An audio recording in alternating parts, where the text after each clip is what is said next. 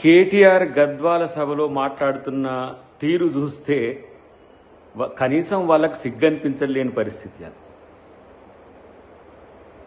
39 మంది ఎమ్మెల్యేలని, 3 ఎంపీలని, 16 మంది పైచిలుకు ఎమ్మెల్సీలను, వివిధ పార్టీలకు సంబంధించిన వాళ్లను బీఆర్ఎస్లో చేర్చుకున్నప్పుడు ఎటుపోయింది మొహం?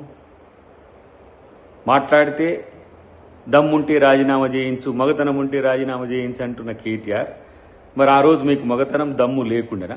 ఇంతమందిని జాయిన్ చేసుకున్న రోజు మేము 10 మంది వాళ్ళను ఎమ్మెల్యేలను రాజీనామా చేయించేంత వరకు ఆమరణ దీక్ష చేస్తా అంటే, ఇక ఆమరణ దీక్ష అంటే ఇక నువ్వే చేయాలి. ఎందుకంటే గతంలో కేసీఆర్ గారు ఎట్లా ఆమరణ దీక్ష చేసిందో గట్లనే ఉంటుందేమో నీది కూడా.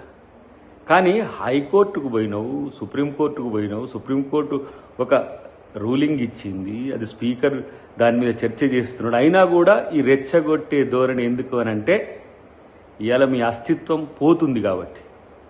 తెలంగాణలో కనుమరుగవుతున్న బీఆర్ఎస్ పార్టీకి నేను నాయకుడిని అనుకుంటే అది నీ భ్రమ. కానీ ఇలా తెలంగాణలో మీ పార్టీ పరిస్థితి ఎంత ఘోరంగా ఉందో కనీసం తెలుసుకోరు.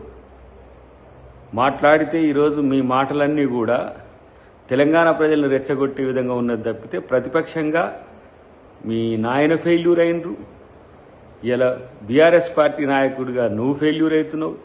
ఇంకొక వైపు హరీష్ రావు పార్టీ నుంచి వెళ్ళగొట్టిన తర్వాత కవిత చేసిన ప్రశ్నల మీకు దగ్గర సమాధానమే లేదు. కానీ తొడగొట్టి మగతనం గురించి మాట్లాడితే, ఇలా మగాడు కాబట్టి రేవంత్ రెడ్డి గారు ఇలా మిమ్మల్ని ఓడగొట్టి ఫామ్ హౌస్లో ఒకరిని, బజార్లలో ఒకరిని, ఇలా పార్టీలే లేకుండా మీకు మీరే దిక్కులేని వాళ్ళైన పరిస్థితి మీకు ఆలోచించుకుంటే మంచిది.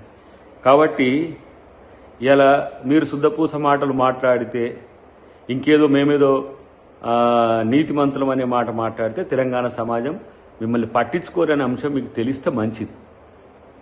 అన్నిటికంటే ముఖ్యంగా తెలంగాణ సమాజాన్ని, తెలంగాణను వంచిన మిమ్మల్ని ప్రజలు ఎప్పుడూ సహించరనే విషయం గుర్తుంచుకుంటే మరీ మంచిదని చెప్పి తెలియజేస్తుంది.